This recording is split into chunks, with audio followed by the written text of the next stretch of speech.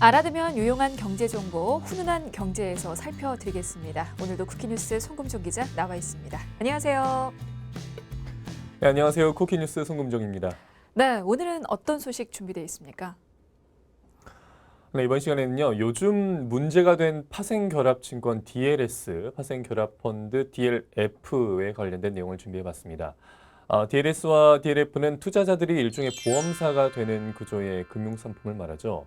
확률이 낮은 어떠한 사고, 예를 들어서 만기일에 독일 국채 10년 물 금리가 연 마이너스 0.2% 미만으로 하락하는 등의 이제 문제가 발생하지 않으면 4에서 5%의 이익을 얻을 수 있습니다. 하지만 그 사고가 터지면 최악의 경우 투자금을 모두 내줘야 하는데요. 세계 경기 둔화로 유럽의 장기채 금리가 급락하면서 이를 기초 자산으로 만든 파생결합 상품에 대규모 손실이 지금 예상되고 있는 만큼 그 상황 자세히 살펴보도록 하겠습니다. 네, 최근에 이 파생 결합 상품으로 인한 손실을 두고 책임 공방이 이어지고 있는데요. 투자자들이 과연 보상을 받을 수 있을지, 만약에 받을 수 있다면 얼마나 받을 수 있는지 좀 살펴보고 가도록 하겠습니다. 자, 먼저 파생 결합 상품이 최근에 왜 문제가 된 건지부터 살펴볼까요? 네, DLS란 금리와 통화, 국제유가 등을 기초자산으로 한 파생결합증권을 말하고요. 은행들이 판매한 것은 이 DLS를 사모펀드 형태로 만든 DLF입니다. 그런데 이 문제가 된 DLF가 독일 국채 10년물 금리에 연계된 것과 영국, 미국 CMS 금리에 연계된 상품으로 이 금액이 각 1,266억 원, 6,958억 원에 달하는데요. 이 상품의 만기가 도래하는데 판매 전체가 원금 손실 구간에 진입한 상황입니다. 아, 그렇군요. 그러니까 원금 손실 구간에 진입을 했으니 이 투자금을 잃게 된 투자자와 은행 간의 어떤 책임 공방이 지금 가열이 되고 있는데 현재 그러면 은행들이 판매한 이 파생 결합 상품 금액이 어마어마하다고 알고 있는데요. 어느 정도입니까? 네, 금융감독원에 따르면요. 지난 8월 7일 기준으로 국내 금융회사의 금리 연계형 DLF, DLS 판매 잔액이 8,224억 원 수준입니다. 회사별로 따지면 이제 모 은행이 4,012억 원으로 가장 많고요. 또 다른 은행은 3,876억 원을 판매한 것으로 밝혀졌습니다. 그게 다 개인이 투자한 건가요? 투자자 가운데는 개인이 3,654명으로 가장 많았고요. 투자액만 봐도 7,326억 원으로 전체 판매 잔액의 89.1%를 차지했습니다. 법인 188개에서는 898억 원을 현재 여기에 투자한 것으로 드러났습니다. 그러면 당장 만기가 곧 도래하는 만큼 이게 손실은 면할 수가 없는 겁니까? 네, 한 은행이 1,266억 원을 판매한 독일 10년물 금리 연계형 DLF의 경우에는 만기가 돌아온 만큼 원금 손실 피해가 현실화되고 있는 상황입니다. 그렇군요.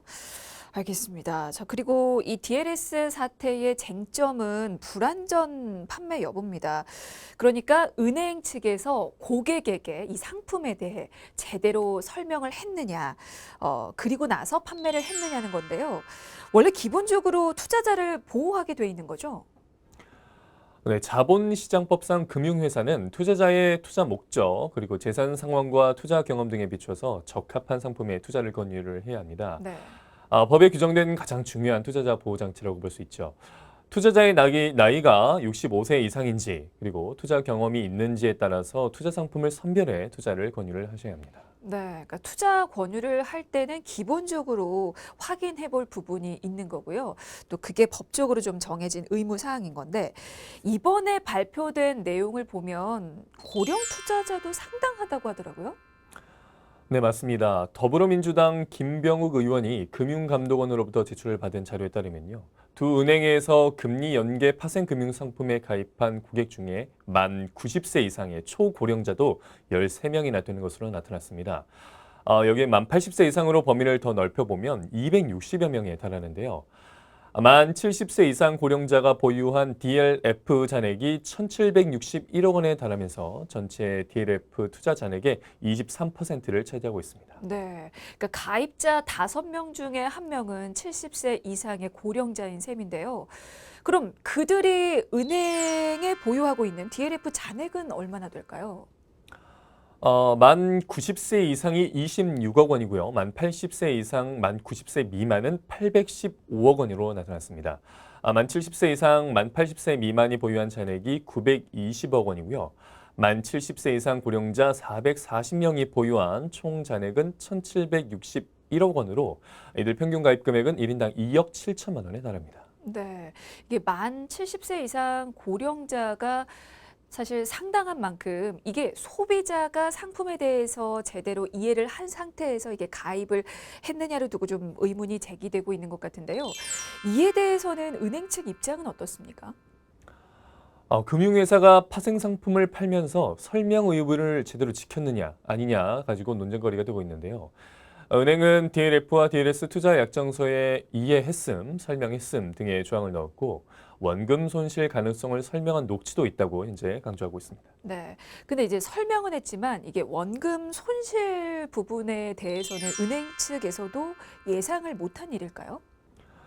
문제가 된 DLS는 지난 20년간 독일 국채 금리를 분석해서 설계한 상품입니다. 그동안 손실 가능성은 거의 없었다고 보는데요. 그렇게 데이터에 기반을 둔 수익률만 강조하다 보니 리스크를 간과하고 일반 투자자에게 위험 상품을 팔았다는 지적이 현재 나오고 있습니다. 그렇군요. 근데 어쨌거나 이게 대규모 피해가 좀 예상이 되는 상황인데요. 자, 그와 관련해서 이미 금융감독원이 조사에 나섰다고요? 네, 그렇습니다. 두 은행을 포함해 증권사, 자산운용사를 대상으로 DLF와 DLS의 설계, 제조, 판매 등 전반적인 이제 실태를 집중 검사하고 있습니다. 네. 자, 그렇다면 보상에 관한 부분도 좀 살펴볼까요? 스스로 불안전 판매라고 생각을 한다고 하더라도 이 투자자가 은행 측의 보상을 전혀 받을 수 없는 걸까요? 어떻습니까? 네, 자본시장 통합법상 판매사가 임의로 투자자의 손실을 보전해 줄 수 있는 근거는 현재 없습니다. 그때 투자자가 기댈 곳은 금감원의 분쟁 조정뿐입니다. 그러면 은행의 어떤 불안전 판매 사실이 확인된다는 것을 전제로 한다면 분쟁 조정을 통한 피해 배상이 얼마나 이루어질지도 한번 조심스레 예상을 좀 해볼까요? 금융권에서는 우선 과거 사례를 돌아볼 때 100% 피해 배상은 쉽지 않을 것으로 현재 전망하고 있습니다. 지난 2014년 한 그룹 기업 어음의 경우 15%에서 70%의 피해 배상이 권고가 됐고 2008년 한 은행 펀드의 경우 50% 배상이 권고된 적이 있기 때문입니다. 네. 그러면 금감원이 현장 검사를 통해서 이게 불안전 판매 사실을 확인한다고 하더라도 최대로 받을 수 있는 게 50%에 불과한 건가요? 어떻습니까? 업계에서는 최대 70% 이상의 배상 권고가 나오기는 쉽지 않을 것으로 현재 보고 있습니다. 또 원금 손실 가능성에 대한 설명을 제대로 했는지 여부 등 불완전 판매 정도가 각 개별 사례에 따라서 큰 차이를 보일 수 있다는 점에서 배상액이 천차만별일 것으로 현재 보이고 있습니다. 네. 이게 개별적으로 다를 수도 있는 거고 상품별로도 좀 달라질 수가 있는 건가요? 네, 우선 여기다 판매된 DLS, DSF가 1억 원 이상 투자가 가능한 사모펀드라는 점에서 자본시장법상 손실 금액의 30%까지만 배상받을 가능성도 있는데요. 사모펀드 투자자는 일반 투자자가 아닌 금융 이해도가 높은 적격 투자자로 분류돼 배상 비율이 제한되고 있기 때문입니다. 하지만 은행 내규를 기준으로 할 경우 그 이상의 보상도 현재 가능하다는 의견도 있습니다. 네.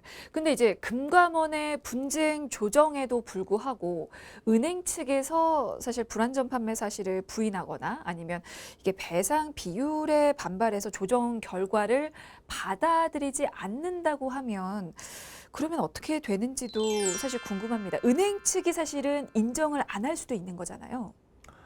네, 이런 경우 재판을 통해서 최종 배상 비율이 정해질 수도 있습니다. 이미 시민단체인 금융소비자원이 해당 상품 투자자들을 대리해 집단 소송에 나설 계획을 밝혔는데요. 고령자를 중심으로 20여 명 정도를 선별해 먼저 소장을 제출할 계획이라고 합니다. 또 한 법무법인에서도 해당 상품의 원금 손실 우려가 막 제기된 시점에서부터 투자자들을 대리해 소송을 준비하고 있다고 현재 밝혔습니다. 네, 이미 소송까지 준비 중이군요. 근데 사실 대법원 판결까지는 적어도 3, 4년이 걸리기 때문에 개인 투자자 입장에서는 뭔가 큰 부담이 될 수밖에 없을 것 같습니다. 자, 그리고 현재 금융감독원이 DLS, DLF 이 상품 판매 관련해서 두 은행에 대한 조사를 지금 벌이고 있다고 앞서서도 말씀을 드렸는데 그러면 그 외에 다른 은행들은 그 상품을 판매하지 않은 겁니까? 물론 다른 은행들도 조사를 받았는데요. 문제가 된 상품을 사전에 검토 단계에서 판매하지 않았거나 비상대책위원회를 열고 판매를 중단한 걸로 현재 확인이 됐습니다. 하지만 또 다른 파생 상품인 주가연계증권 ELS는 다른 은행 등에서도 현재 주시하는 상황입니다. 그렇군요. 주가연계 증권 ELS에 대한 설명도 좀 들어봐야 될 것 같은데요. 앞서 설명드린 DLS가 금리와 금, 원유, 신용사건 등 지수 이외의 자산을 포괄해서 기초자산으로 하는 반면 ELS는 홍콩 H지수 등 주요국 지수를 기초자산으로 한다는 점에서 현재 차이가 있습니다. 하지만 이 둘 모두 최장 3년인 가입 기간에 기초자산이 일정 요건을 충족하면 연 5에서 10%의 약정 수익이 지급되는데요.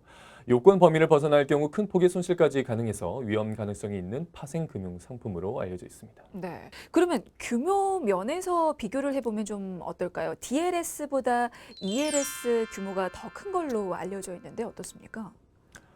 네, 한국예탁결제원에 따르면요. 올 들어 ELS와 DLS의 월 평균 발행 금액이 9조 8,782억 원으로 지난해 9조 4,080억 원보다 4천억 원 증가해 최고치를 달성했습니다. 그중 ELS는 매달 7조 4,027억 원으로 2조 4,755억 원을 차지하는 DLS보다 3배 더 큰 규모입니다. 그렇군요. 이게 제2의 또 DLS 사태가 벌어질 수 있는 만큼 상황을 좀 더 예의주시해 봐야 될 것 같은데요. 그리고 이번에 DLS 사태를 계기로 은행권에서는 이 파생 상품에 대한 모니터링을 강화하고 있다고 합니다. 그 부분도 좀 내용 들어볼까요? 네, 현재 업계에 따르면요. 이번 DLS와 DLF 손실 사태를 계기로 은행권이 현재 하반기 리스크 관리 강화의 차원에서 직원 핵심 성과 평가 지표를 수정 작업에 현재 착수했습니다. 이 핵심 성과 평가 지표는요. 은행원 실적 평가를 위한 일종의 채점표인데요. 승진과 성과급 기준이 됩니다. 은행마다 영업 목표와 직무 등에 따라서 배점을 달리하는데 주로 수익성, 잔액 규모, 고객 유치 등 상품 판매 관련 요소 비중이 현재 높은 것으로 알려져 있습니다. 네. 그러면 직원 핵심 성과 평가 지표에서 어떤 부분을 수정을 한다는 건지도 좀 볼까요? 어떤 부분이 문제가 되고 있는 겁니까? 은행이 전통적으로 주력을 해왔던 이자이익, 그리고 새로운 수익 창출이 가능한 비이자 수익 확대를 영업 전략 목표로 내세우면서 지난해 비이자 부문 수익 늘리기를 활발히 진행을 해왔는데요. 핵심 성과지 평가 지표에서 비이자 이익 성과 지표에 대한 배점이 높아졌습니다. 그러면 그 부분은 성장했겠네요. 네, 차별화된 성장 전략과 수익 구조를 개선한다는 목표로 자산 관리와 글로벌 사업에 박차를 좀 가한 결과 올 상반기부터는 비이자 부문에 가시적인 성과가 나타났고요. 이자 중심인 편중된 수익 구조를 완화하고 있다는 현재 긍정적인 평가가 나오기도 했습니다. 하지만 직원들에게는 아무래도 실적 압박과 함께 불완전 판매를 야기하는 데 영향을 끼쳤다는 지적이 제기된 것입니다. 네. 자, 그래서 객관성 확보를 위해서 그 말한 그 지표 수정 작업이 지금 진행이 되고 있는데요. 어떤 식으로 되고 있습니까? 현재 은행권은 지표의 고객 수익률에 대한 비중을 늘리고 고객 케어 중심으로 자산 관리 영업을 강화하겠다는 현재 방침을 내세웠습니다. 네, 알겠습니다. 자, 이렇게 최근에 파생 결합 상품으로 인한 손실을 두고 은행과 투자자 간에 책임 공방이 이어지고 있는 상황 좀 살펴봤는데요. 금융 불확실성의 어떤 증가로 인해서 다른 해외 금리 연계 상품도 손실 위험이 높아지고 있습니다. 때문에 은행 측에서는 뭔가 변화 추세나 위험도 등을 모니터링하는 그 태도가 좀 중요할 것 같고요. 더불어서 투자자들도 더욱 조심을 하셔야 될 것 같습니다. 자, 오늘 훈남 경제는 여기까지고요. 지금까지 쿠키뉴스 송금종 기자였습니다. 고맙습니다. 고맙습니다.